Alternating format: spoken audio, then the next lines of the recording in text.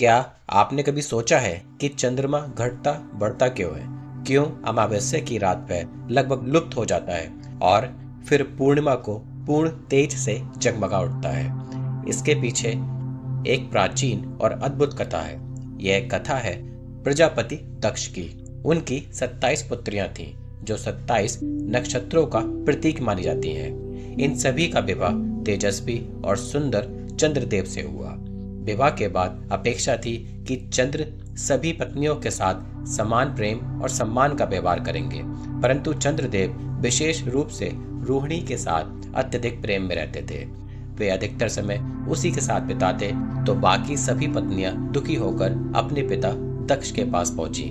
दक्ष ने चंद्र को समझाया, सभी के साथ समान व्यवहार करो, लेकिन जब चंद्र ने अपनी आदत नहीं बदली तो क्रोधित होकर दक्ष ने श्राप दे दिया, हे चंद्र, तुम धीरे धीरे क्षीण हो जाओगे, तुम्हारा तेज नष्ट हो जाएगा। श्राप का प्रभाव तुरंत दिखने लगा।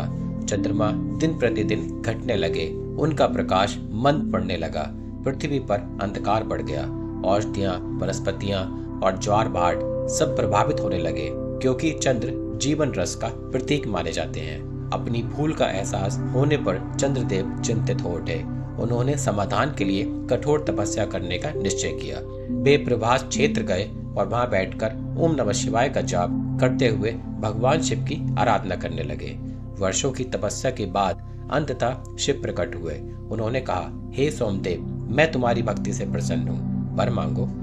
चंद्र ने विनम्र होकर प्रार्थना की, प्रभु, मुझे दक्ष के श्राप से मुक्त कर दीजिए। शिव बोले, दक्ष का श्राप पूर्णतः समाप्त नहीं होगा, क्योंकि वह धर्मानुसार दिया गया है, परंतु मैं उसे संतुलित कर सकता हूँ। और तब शिव ने वरदान दिया, एक पक्ष तुम क्षीण हो जाओगे, यह श्राप का प्रभाव रहेगा, और दूसरे पक्ष तुम पुनः बढ़ोगे, यह मेरी कृपा होगी।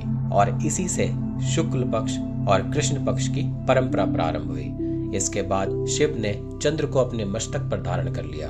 तभी से ये चंद्रशेखर कहलाए, अर्थात जिनके शिखर पर चंद्र विराजमान है। यह कथा हमें सिखाती है, पक्षपात और अहंकार पतन का कारण बनते हैं, परंतु सच्चे पश्चाताप और भक्ति से संतुलन फिर लौट आता है। जैसे चंद्रमा अमावस्या के अंधकार से निकलकर फिर पूर्णिमा की ज्योति बनता है, वैसे ही जीवन में अंधकार स्थायी नहीं होता। शिव की कृपा से प्रकाश अवश्य लौट आता है। बोलो हर हर महादेव। और ऐसी ही डेली वीडियोस के लिए हमें लाइक, शेयर और सब्सक्राइब अवश्य करें।